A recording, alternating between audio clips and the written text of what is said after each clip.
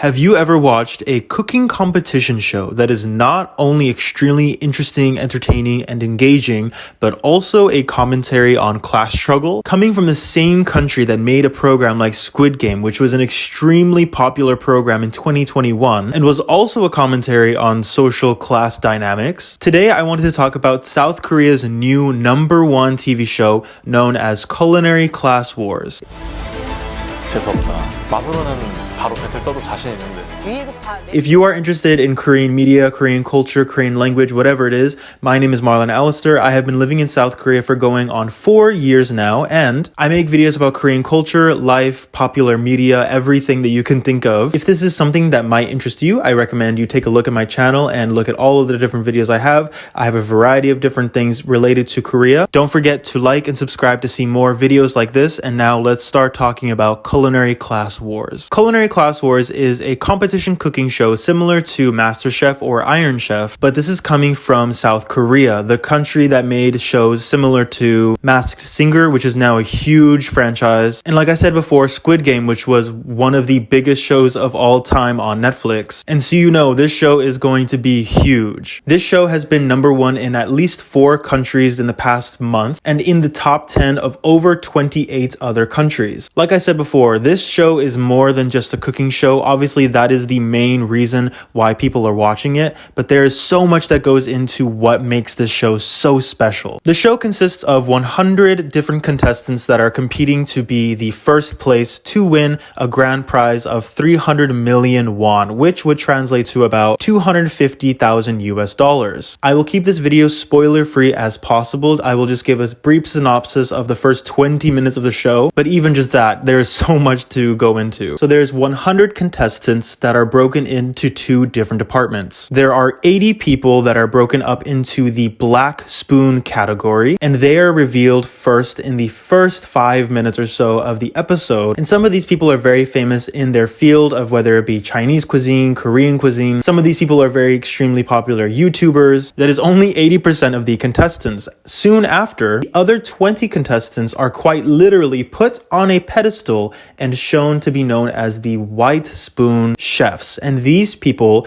are people that are extremely successful in their field, and they have years of experience. Some have Michelin stars, some have won international cooking shows. These are the cream of the crop cooks. So immediately there is a divide between the 80 black spoon chefs and the 20 white spoon chefs. The 20 white spoon chefs are introduced, and they will not be competing in the first episode of the series because they are of a different league. The 80 black spoon chefs hear this, and some of them are extremely upset that they already have an advantage over them. However, some of the black spoons understand that the prestige and the high level that these 20 white spoon chefs are at is just another level. So there's immediately discussion within the black spoon chefs of whether this is even going to be a fair competition going forward. It is then announced among the 80 black spoon chefs in the first round, only 20 of the 80 will be chosen to compete against the other 20 white spoon chefs. Only 1/4 of the contestants that came there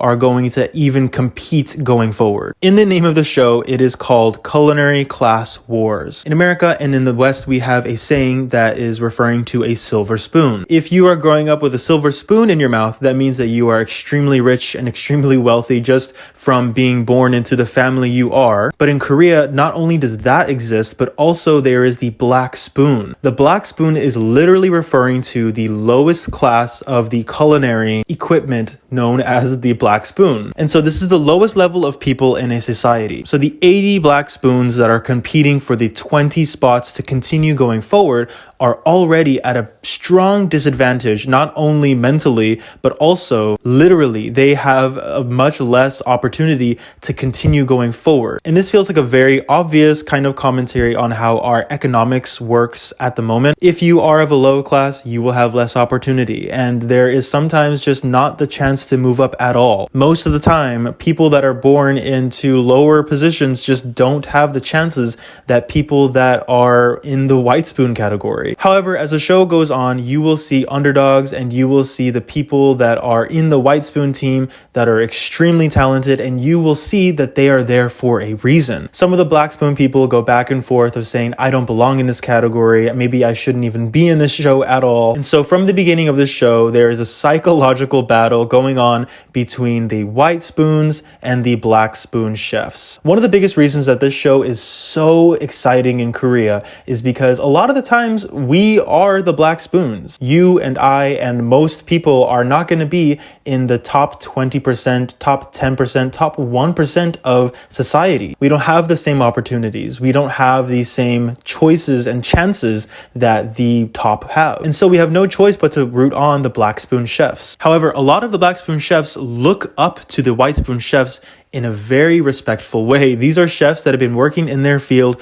for years and years and years. And so there is an understanding as to why the White Spoons are in the position that they are. However, this is a competition, and does that make this fair in a competition? I'm not sure. And that is something that is continuously discussed going forward into the show. I don't want to spoil anything because it is a really great show that I think you would really enjoy. And so I encourage everyone to go and watch it. The finale is coming up in about 2 days. And so if you're watching this as of the day that it is being released, then you can catch up in 2 days, hopefully, and be ready for the finale. But if you haven't, it's still an extremely good watch. There's so many challenges that you would never expect. There is a lot of fairness going forward, but the general concept is a commentary of how the societal struggles are really being enforced, and now not only in the real world, but in competitions. So much happens in the show, and there are people that you love in the show that in the beginning you're watching, you're rooting for them, and then they're immediately cut off. Just like in shows like Game of Thrones or The Hunger Games, no one is really safe in this show. This show goes on twists and turns that I've never really seen in a competition show, let alone a cooking competition show. And so I really hope that you check it out and you let me know what you think of the show if you've already watched it. Again, I make videos about Korea all the time. If you are interested in anything Korea, please remember to check out my channel. I make videos every single week. And so I hope you enjoy the show. This is not an advertisement at all. I'm not being paid to say any of this.